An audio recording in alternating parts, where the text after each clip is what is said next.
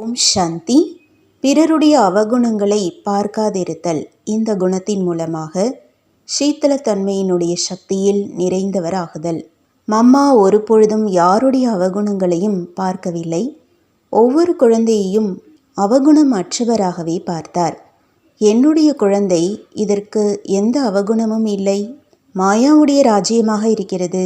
மாயா குழந்தைகளை துரத்தி கொண்டிருக்கிறது. ஆனால் என் குழந்தைக்கு அவசியம் வெற்றி கிடைத்தே ஆகும். இப்பேற்பட்ட நிர்தோஷமான பாவனை என்ற குணத்தின் மூலமாக அவருக்குள் குளிர்ந்த தன்மையின் சக்தி வந்துவிட்டது. அதிலிருந்து ஒவ்வொரு குழந்தையும் குளிர்ந்த தன்மையின் நிழலை அனுபவம் செய்தார்கள். ஒவ்வொருவரும் அவருக்கு அருகில் செல்ல விரும்பினார்கள். அவ்வாறே நாமும் கூட சீத்தளதாவின் சக்தியில் நிறைந்தவராகுவதற்காக நமது பாவனைகளை களங்கமற்றதாக ஆக்க வேண்டும். ஓம் சாந்தி.